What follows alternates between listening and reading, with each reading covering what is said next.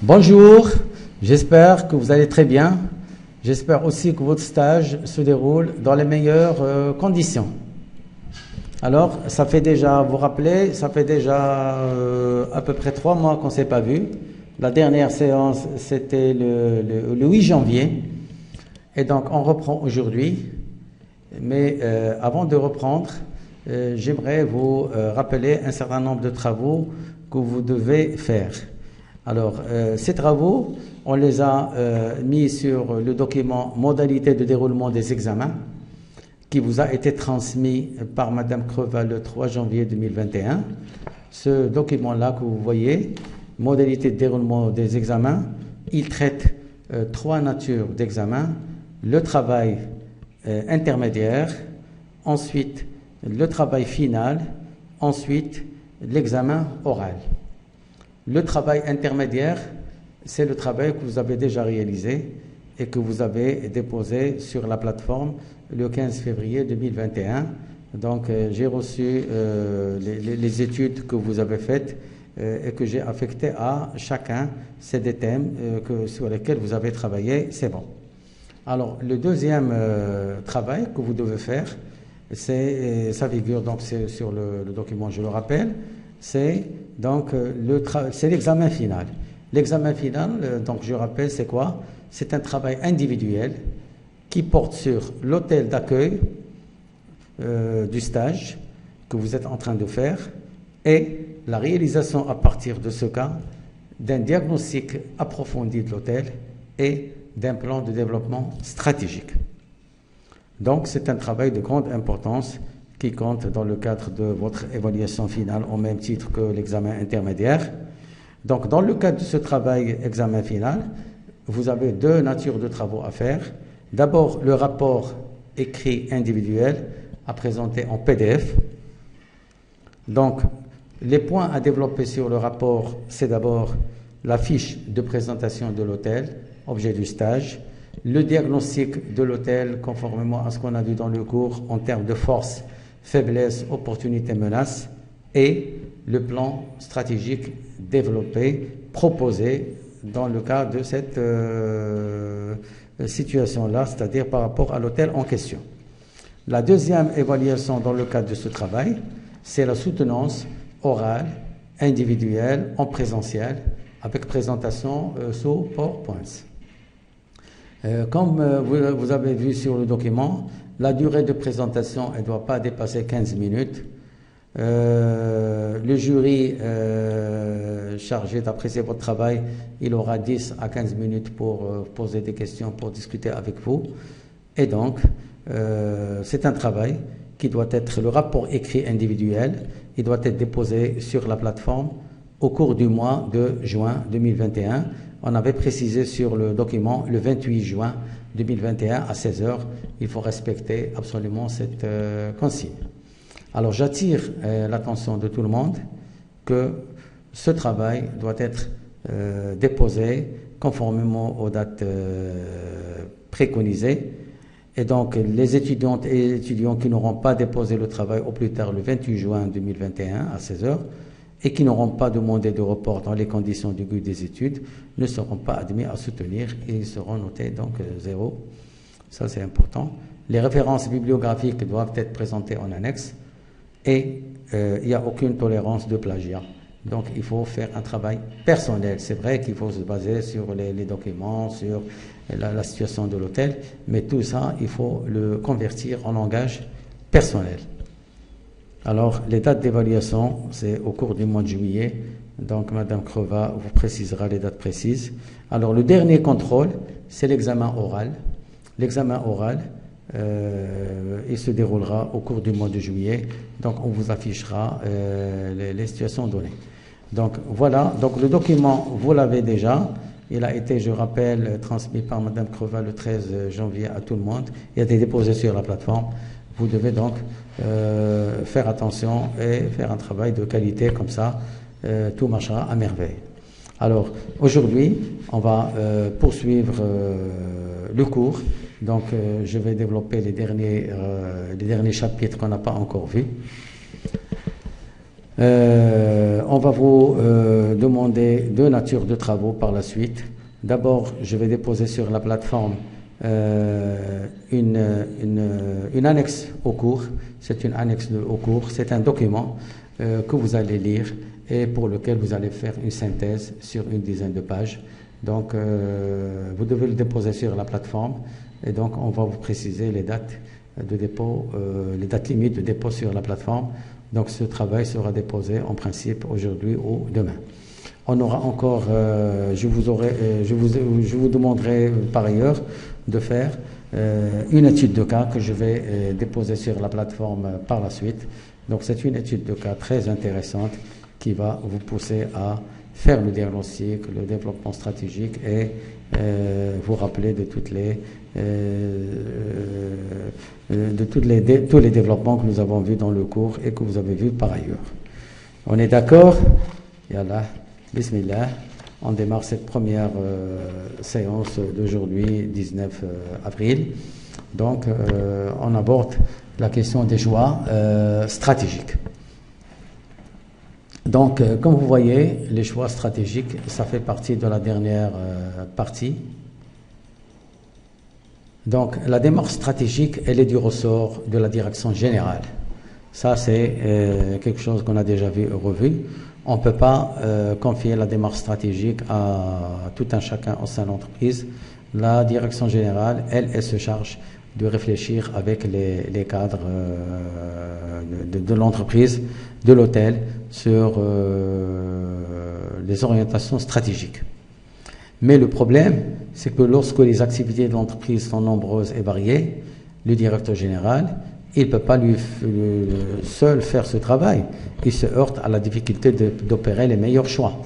Et donc, le directeur général, il doit se faire assister des équipes au sein de l'entreprise, et il doit se faire assister d'outils pour pouvoir avancer dans le travail.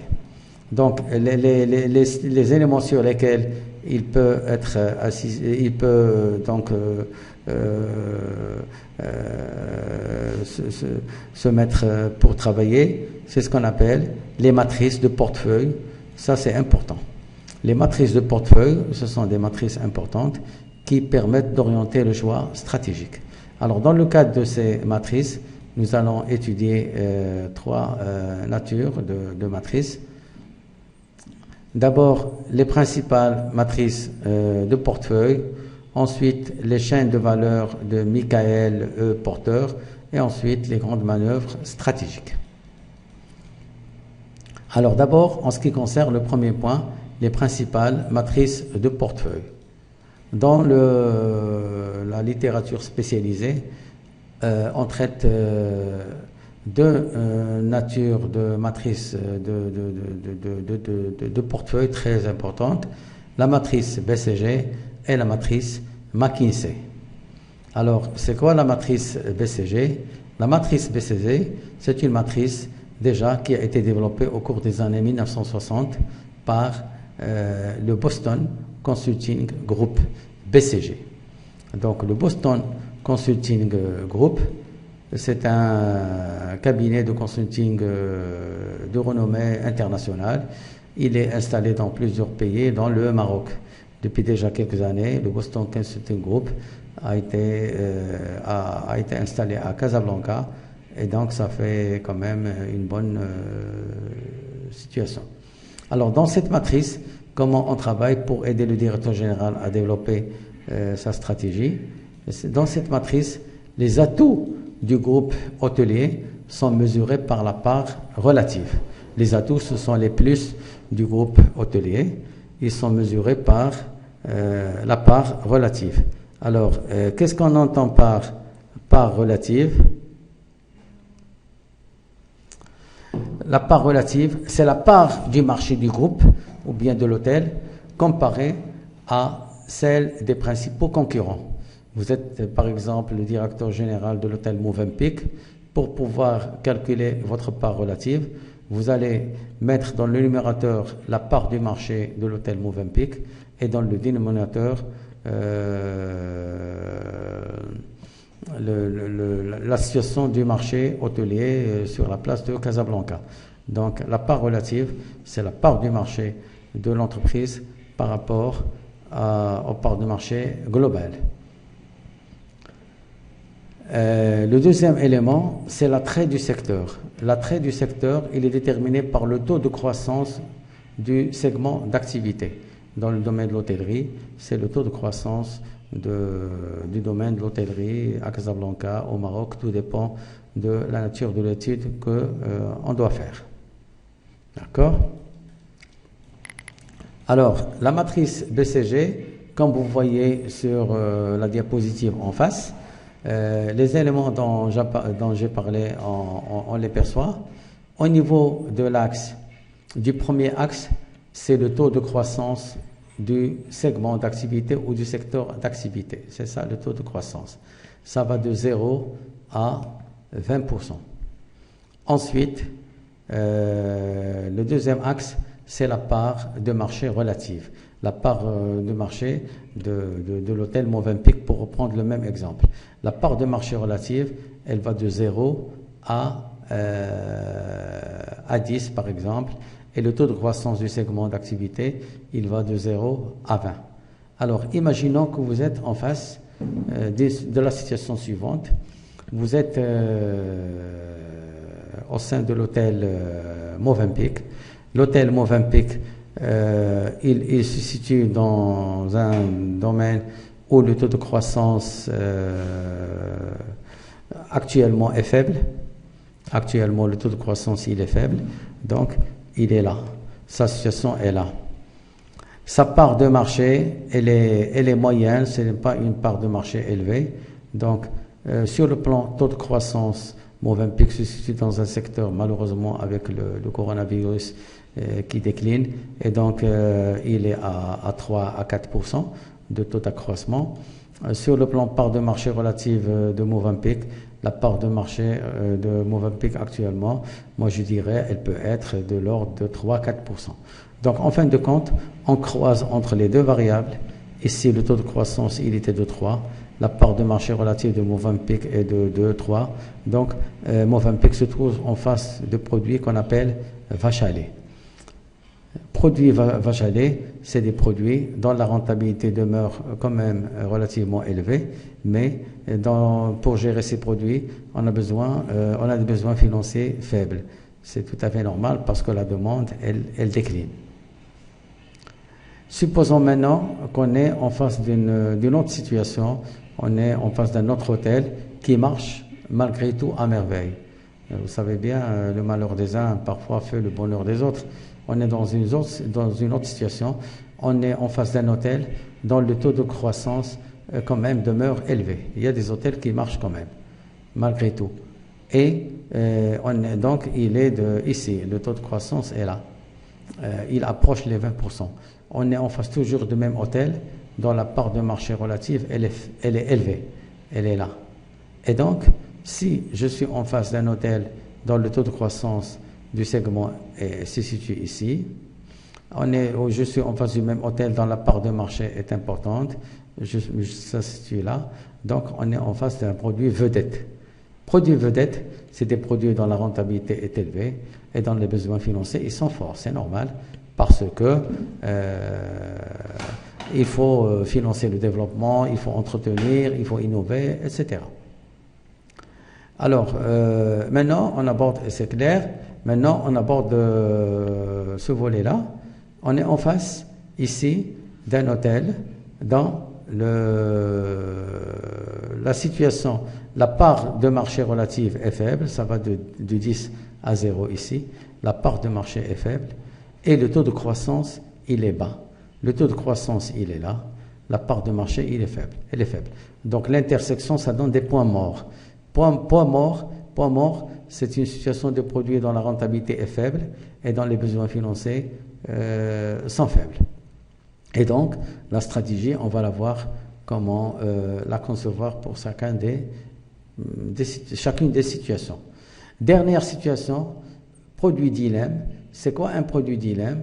C'est un produit dont le taux de croissance du segment d'activité est fort, mais dans la part de marché, elle est faible. Ça signifie que je gère un hôtel dont le taux de croissance est élevé, mais moi, ma position, elle est faible. Donc, je suis en face d'un produit dilemme.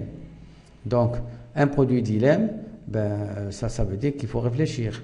Soit je vais mettre les moyens pour avancer dans un secteur qui marche, soit je vais me retirer. Donc, déjà, c'est une présentation de la matrice BCG. Maintenant, les implications, on va les voir dans ce qui suit.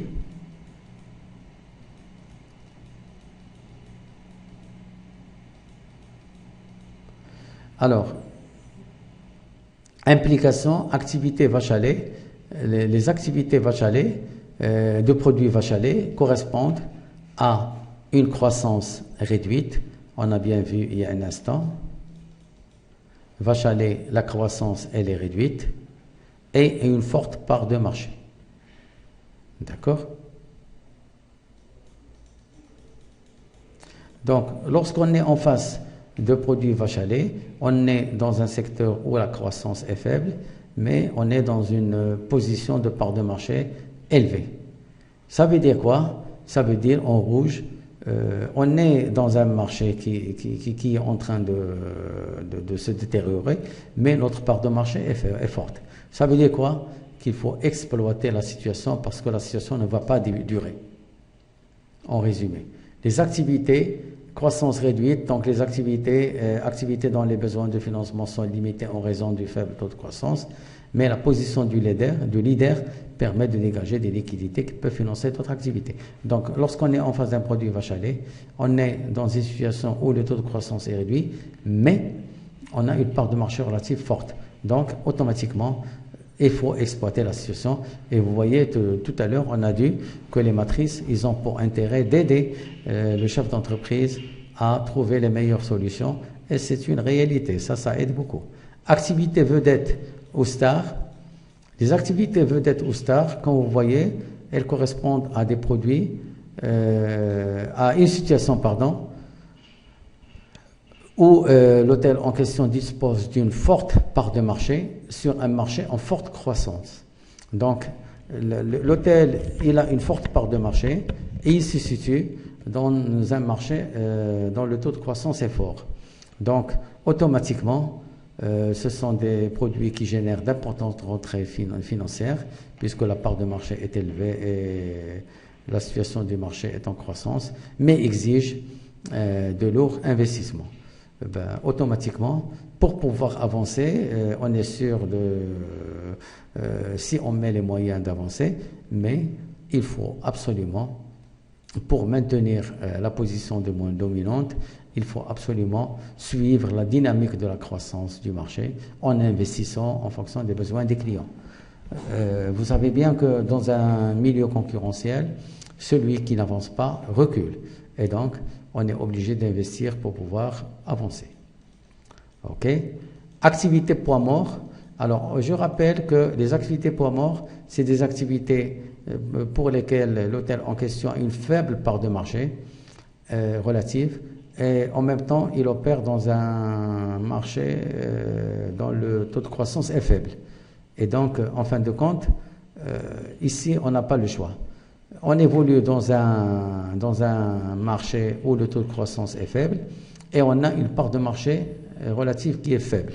Donc, soit il faut resegmenter sans investir, resegmenter, c'est-à-dire chercher d'autres segments de la clientèle pour continuer à exploiter, sinon, soit abandonner tout simplement, on n'a pas le choix. Parce que déjà, ce qui est important, c'est que le secteur d'activité il présente un faible taux de croissance. Et donc, même si j'avance, c'est délicat. Je peux avancer en réinvestissant, en resegmentant, en cherchant d'autres catégories de clientèle, en faisant des offres un petit peu particulières. Mais en fin de compte, si on opte pour la première solution, il faut vraiment réfléchir, il faut apporter de l'intelligence ici, sinon abandonner et faire autre chose. Les activités dilemme, on a vu qu'ils connaissent une croissance, mais le groupe hôtelier ne dispose pas encore d'une forte part de marché. Ils connaissent la croissance, oui, mais le groupe ne dispose pas d'une forte part de marché. Donc, activité dilemme, ça offre beaucoup de perspectives par rapport aux activités point mort. Parce que déjà, ce qui est important ici, c'est qu'on évolue dans un marché dont le taux de croissance est relativement bon. C'est parfait. Mais pour pouvoir avancer, sachant que nous opérons dans un secteur dont le taux de croissance est fort, le groupe hôtelier, il faut qu'il mette les moyens pour pouvoir avancer parce qu'il a une part de marché qui est faible. Donc, ici, dans le cadre des activités dilemme, le groupe hôtelier est confronté à un choix difficile. Soit qu'il doit investir massivement pour pouvoir construire une position forte, soit il abandonne, et ça c'est la meilleure des solutions s'il n'arrive pas à investir. Parce que l'essentiel, c'est que dans le cas des activités dilemme, et quand vous avez vu, dans le cas des activités dilemme, on opère dans un secteur qui connaît une croissance, c'est parfait, mais que le groupe hôtelier ne dispose pas d'une part de marché relative. Donc le plus, c'est le taux de croissance du secteur. Donc, soit on va investir pour pouvoir avancer dans un secteur qui marche, soit on ne peut pas le faire et donc on n'a pas le choix. D'accord? Pardon.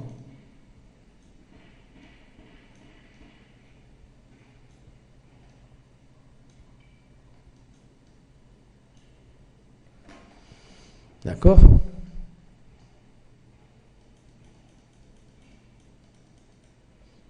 Donc, comme je venais de dire, le groupe hôtelier est confronté à un choix difficile, soit qu'il investisse massivement en espérant construire une position forte, soit qu'il abandonne et c'est terminé.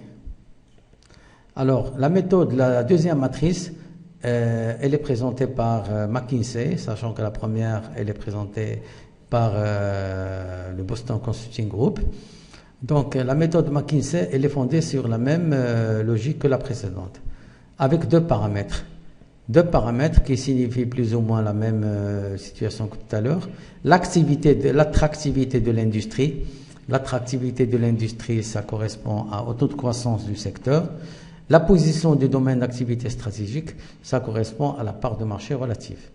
Donc, cette matrice, cette méthode BCG, elle présente 3 positions au lieu de 4.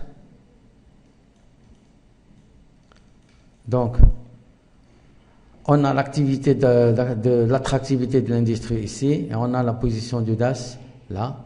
Et donc, on croise entre l'axe des X et l'axe des Y. Exemple, lorsqu'on est dans une situation où l'attractivité de l'industrie est forte, parce que quand même le taux de croissance est fort, on a en même temps une position du domaine d'activité stratégique, c'est qu'on est au niveau de la position A. A, c'est qu'il faut investir pour pouvoir se développer, sachant que les perspectives sont bonnes. On est, deuxième situation, je prends des exemples, on est dans une situation où le taux d'attractivité de l'industrie est moyen, B, mais la position du DAS est moyenne. Donc, moyenne ici et moyenne là, ça veut dire qu'il faut récolter, qu'il faut exploiter la situation, il faut chercher à désinvestir. Parce que ce qui conditionne tout ça, c'est l'attractivité de l'industrie, elle est moyenne. Et la position, elle est moyenne. Ça ne sert à rien à investir parce que même si on investit, en fin de compte, l'attractivité de l'industrie, elle est moyenne, ça ne sert pas à grand-chose. Un autre exemple, on est là, c'est l'attractivité de l'industrie qui est vraiment faible, C, et la position du DAS qui est faible, C. Donc là, soit qu'on sélectionne pour pouvoir chercher les cibles les plus percutants, soit qu'on abandonne. Donc vous voyez que les deux matrices aboutissent aux mêmes conclusions, mais personnellement je préfère la matrice BCG, elle est plus explicite. Dans tous les cas, la direction générale se base sur ces moyens-là pour pouvoir en principe avancer et construire un raisonnement sur des bases qui sont plutôt logiques. C'est la même chose pour vous. Lorsque vous êtes en train de faire votre rapport à présenter à l'école, vous pouvez donc utiliser les matrices pour pouvoir avancer. Ça peut constituer une bonne chose. D'accord? Donc, quelques critères pour pouvoir mieux préciser la grille de McKinsey. Pour pouvoir mesurer l'attractivité du secteur, on prend comme élément, comme indicateur la taille, le taux de croissance, le prix, les profits, la structure concurrentielle, etc. Pour préciser la position compétitive de l'unité, c'est-à-dire l'équivalent de la position de DAS, domaine d'activité stratégique, la taille, part de marché, le taux de croissance, la profitabilité, les coûts, force et faiblesse, etc. Donc là, on vous donne quelques précisions. Alors, on a vu les matrices. Maintenant, on aborde la chaîne de valeur de porteurs.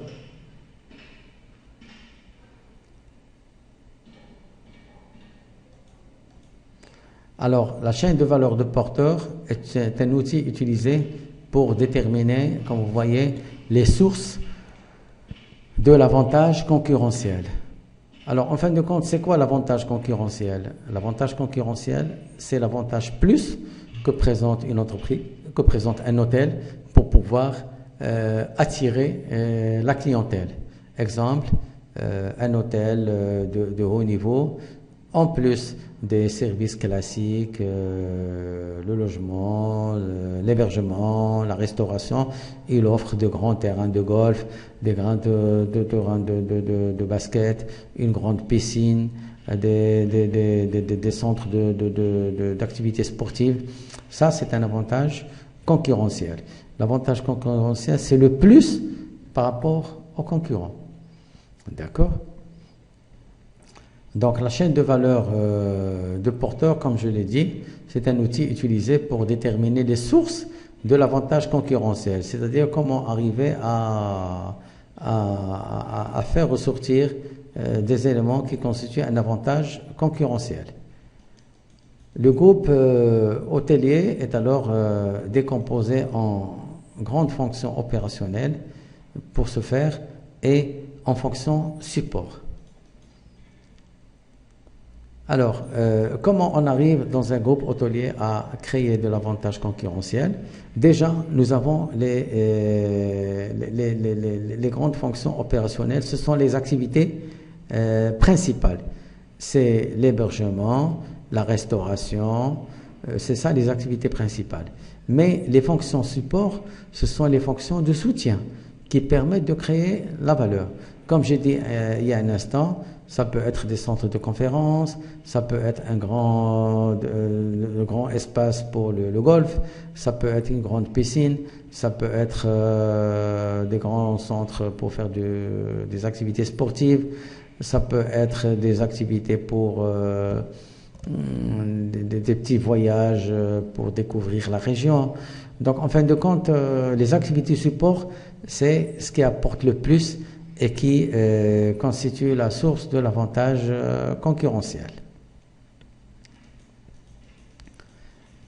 Alors, quelles sont les implications de tout ça?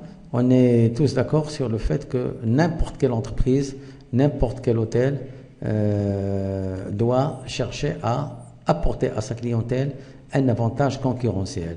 Si moi je fais la même chose que la concurrence, en fin de compte, qu'est-ce qui me fait distinguer? Rien du tout. Il faut toujours avoir un avantage concurrentiel. C'est la même chose pour un CV. Vous êtes en train de préparer votre CV pour demander un stage ou bien pour demander un poste au sein d'un grand hôtel. Il faut que votre CV fasse apparaître des avantages concurrentiels que vous avez par rapport à d'autres. Bien sûr, vous êtes tous diplômés, vous allez être tous diplômés de l'école hôtelière de Casablanca, mais certains ont eu l'avantage de faire des stages dans des hôtels de grande renommée. Certains ont l'avantage de parler 4 ou 5 langues, c'est un plus. Donc finalement, moi je donne des exemples. Il faut toujours chercher à faire apparaître son avantage concurrentiel. Et c'est ce qui permet d'attirer davantage le client. Parce que le client, d'habitude, il cherche le meilleur rapport qualité-prix. Je paye 3000 dirhams la nuit, mais j'ai une qualité merveilleuse. Donc, on fait la comparaison du rapport qualité par rapport au prix, et donc c'est ce qui compte le plus pour développer son avantage concurrentiel. Donc, sur le plan pratique, le groupe hôtelier tente de construire un avantage concurrentiel en identifiant ses fonctions essentielles.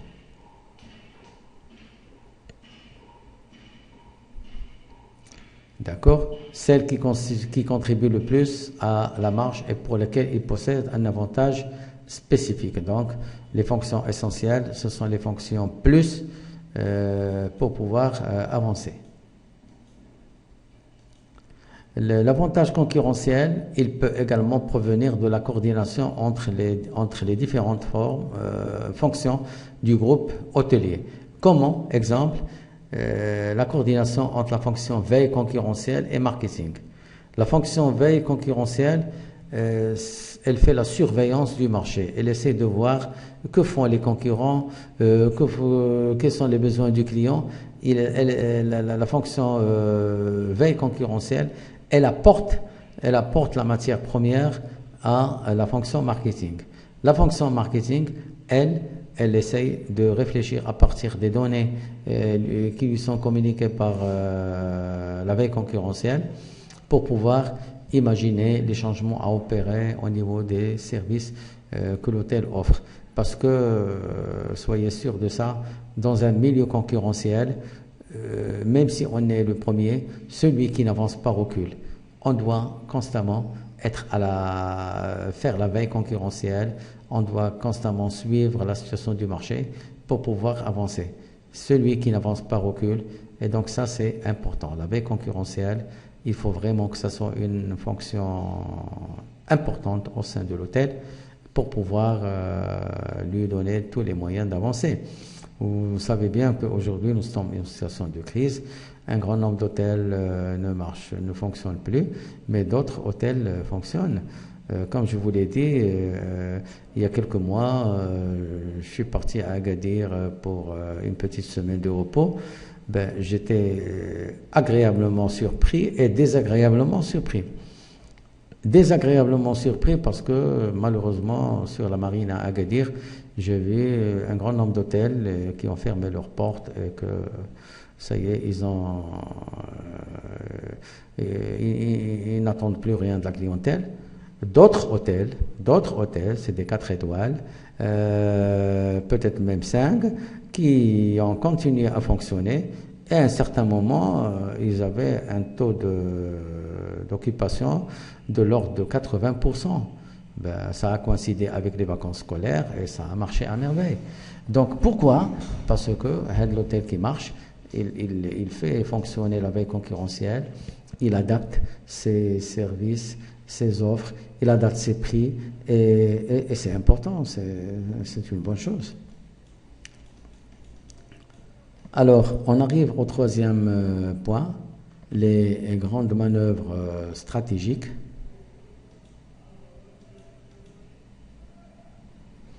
On sait bien qu'au cours de son développement, l'entreprise hôtelière est confrontée à une alternative stratégique majeure. C'est quoi cette alternative stratégique majeure? C'est que devant une situation de crise, devant une situation de développement, on se pose toujours la question, qu'est-ce qu'il convient de faire? On est toujours dans le cadre des orientations stratégiques. Qu'est-ce qu'il convient de faire pour avancer? Est-ce qu'il faut diversifier la nature de la clientèle qu'on reçoit au sein de l'hôtel? Est-ce qu'il faut diversifier les services offerts? Est-ce qu'il faut au contraire se spécialiser? Ça ne nous intéresse pas de recevoir toute catégorie de clientèle. Nous souhaitons nous occuper des clients professionnels. Par exemple, l'hôtel Movenpick à Casablanca, il est situé en plein centre-ville et donc il se dit, pas besoin de recevoir des touristes, nous voulons recevoir des professionnels, on est dans un axe stratégique important et donc c'est mieux. Une deuxième, par exemple, une troisième option stratégique, ça consiste à externaliser une partie de ce que fait l'hôtel auprès de l'extérieur. Exemple, ce qui est courant, c'est que beaucoup d'entreprises externalisent tout ce qui est activité de sécurité. Donc, les agents de sécurité, la grande partie des entreprises ont externalisé. Ils n'ont plus d'agents de sécurité embauchés par l'entreprise. Ils font appel à des entreprises de services pour demander le service et c'est nettement mieux. Donc, en fin de compte, on va voir chaque élément pour pouvoir avancer parce que ça peut vraiment vous servir dans le cadre de votre travail. Ça peut vraiment vous servir dans le cadre du rapport que vous allez faire. Vous êtes en face en stage au sein d'un hôtel dont les perspectives sont limitées. Au lieu de rester spécialisé sur un domaine précis, pourquoi pas diversifier, pourquoi pas faire ceci, cela. Donc, en fin de compte, c'est quand même des actions stratégiques de grande valeur.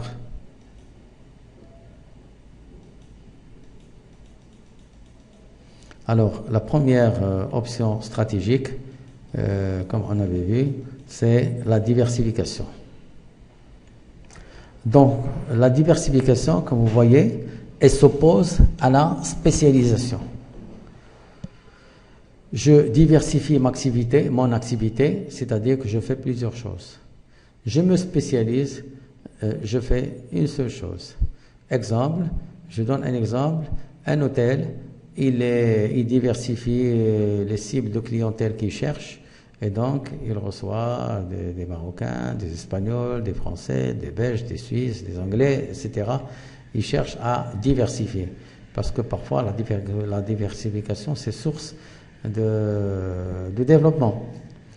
Un autre hôtel se dit non, moi j'ai besoin de me spécialiser, avoir une cible, donner de la clientèle, exemple la clientèle chinoise, et présenter tout ce dont cette clientèle a besoin.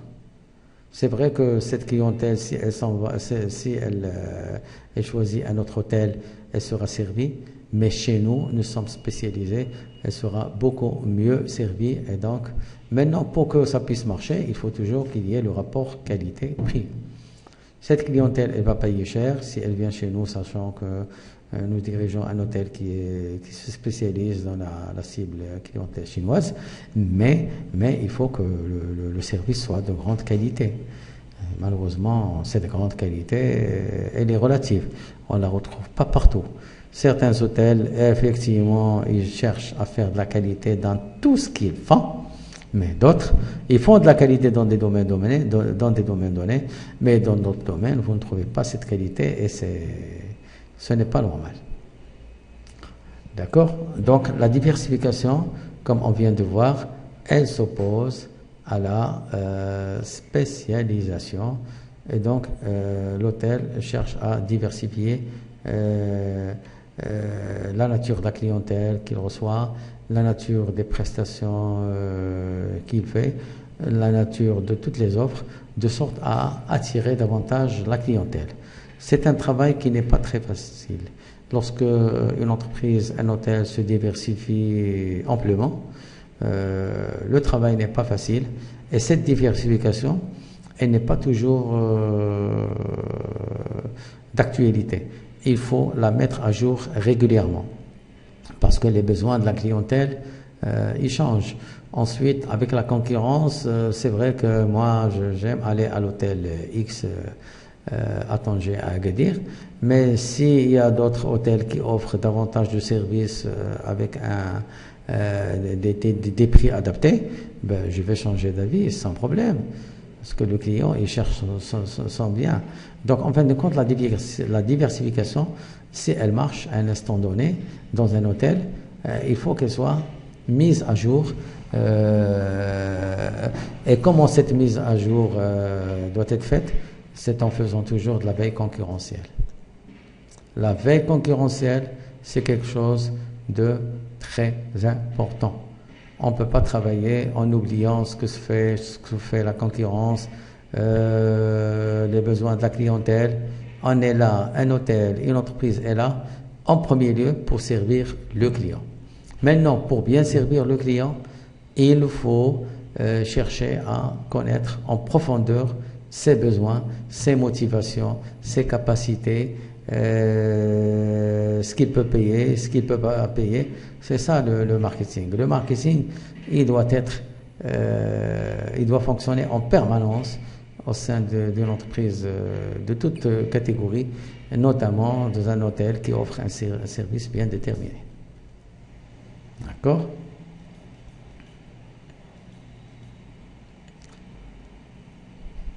Donc, lorsque un hôtel décide de diversifier ses activités, eh ben, en fin de compte, il va se mettre sur d'autres métiers, d'autres domaines. Donc, il est nécessaire pour toute l'équipe de chercher à apprendre à avoir de nouvelles compétences. Exemple, au sein de l'hôtel, on n'avait pas de terrain de golf. On a mis en place un terrain de golf, très bien, mais il faut que ce terrain de golf soit entretenu. Il faut qu'il y ait des piliers pour pouvoir piloter les gens qui font du golf, pour pouvoir les animer, pour pouvoir faire beaucoup de choses. Et donc, l'hôtel qui approche un nouveau service, qui met en place un nouveau service, il faut qu'il le mette globalement, il faut qu'il néglige rien. Il ne suffit pas de mettre les moyens matériels, il faut mettre aussi les moyens humains, il faut l'accompagnement pour pouvoir avancer. Et donc, depuis tout à l'heure, je disais que c'est bien de se diversifier, mais il faut que ça soit accompagné d'un certain nombre d'éléments de grande importance. D'accord? C'est clair? Et donc, quand le changement de métier requiert l'apprentissage de nouvelles compétences, c'est-à-dire de nouveaux moyens à mettre en place, on parle dans ce cas de la diversification stratégique. Il y a une diversification qui est assez simple, mais lorsqu'on parle de diversification stratégique, c'est une diversification qui implique la mise en place de moyens de grande importance. D'accord? Et donc ça permet à l'entreprise effectivement d'engager beaucoup de frais financiers, mais de l'autre côté, ça permet à l'entreprise de récupérer. Exemple, je suis dans une école, on s'occupait de la formation pour avoir des diplômés Bac+5 en management financier. Nous voulons diversifier, et donc on va garder le management financier comme formation, mais on va aussi former pour avoir des diplômés dans le cadre du management touristique. Donc vous voyez, il y a toujours un dénominateur commun, c'est management, mais le management hôtelier, il n'est pas le même que le management touristique. Il y a des règles communes, oui, mais il y a beaucoup de spécificités. Par conséquent, si une école fait ça, elle passe du management financier au management stratégique en plus. C'est de la diversification stratégique. Il faut investir en recrutant des professeurs de qualité. Il faut investir en dotant l'école d'une bibliothèque effectivement adaptée. Il faut entretenir de bonnes relations avec les directeurs d'hôtels pour par la suite chercher à placer des étudiants pour faire des stages. Il y a plein de choses. Et donc le management stratégique, ce n'est pas la diversification stratégique, c'est pas une petite affaire.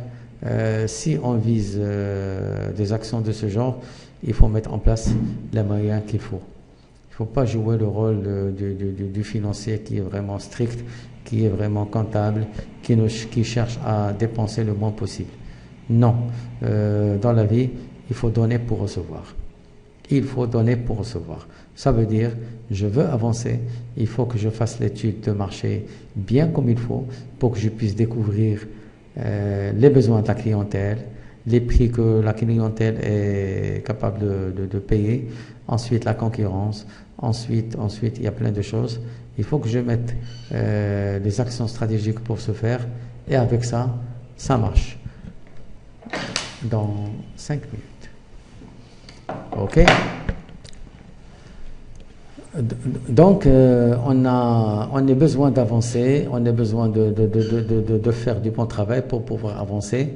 Beaucoup d'entreprises ne marchent pas, malheureusement. Beaucoup d'entreprises ne marchent pas. Pourquoi? Parce qu'il y a beaucoup d'insuffisance sur le plan du management. L'étude de cas que je vais vous proposer et sur laquelle vous allez travailler, vous allez vraiment tirer beaucoup de conclusions. Vraiment beaucoup de conclusions, parce qu'on est en face d'un grand expert dans le domaine de l'hôtellerie qui essaie de monter une affaire, mais malheureusement, il est en face d'un certain nombre de problèmes qui mettent en jeu tout son projet. Pourquoi? Je vous laisse découvrir, mais en quelques mots, c'est qu'il n'a pas mis les moyens qu'il faut. Il a pris la chose à la légère, il n'a pas mis les moyens qu'il faut, il avait confiance en soi, vraiment confiance en soi, et malheureusement, ça ne marche pas. Donc, dans la vie, il faut donner pour recevoir. Alors, quels sont les motifs de la diversification? Vous allez me dire, on diversifie pour permettre un développement meilleur, pour chercher à augmenter la rentabilité, pour chercher la pérennité. C'est tout à fait ça. Parce que au moment où moi je gère un hôtel, au moment où j'avance, il y a d'autres hôtels qui sont en train de faire le maximum pour avancer plus vite que moi-même. Et tant mieux que cette concurrence existe. Tant mieux. S'il n'y a pas de la concurrence, c'est une situation de monopole. Et dans ce cas, vous avez le monopole pour un service déterminé. Vous allez vous permettre de faire ce que vous voulez. Et donc le client, ses intérêts, ses besoins, ses préférences, il passe en deuxième lieu. Mais lorsque vous avez en face des concurrents, les concurrents, vous êtes avisés, ça vous oblige à rester prudent, ça vous oblige à faire de la veille concurrentielle, ça vous oblige à faire énormément de choses. Donc la concurrence, ça profite pour la clientèle, mais ça ne profite pas pour l'entreprise concurrente, mais c'est tout à fait normal, c'est la loi de la vie de manière générale. Donc,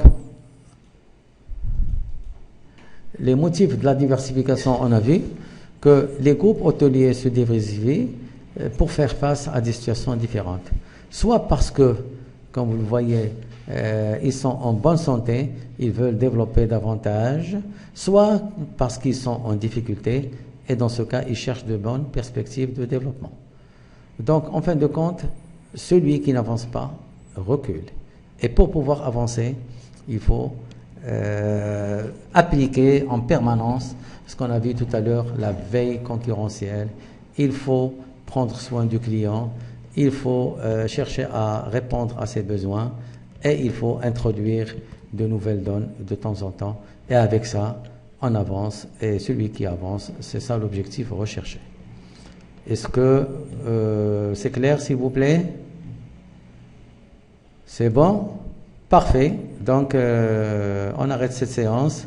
Et donc, la prochaine séance, on va poursuivre notre cours. Mais s'il vous plaît, chaque fois qu'on a une séance, avant cette séance, il faut réviser pour pouvoir comprendre le reste. Merci beaucoup. À bientôt.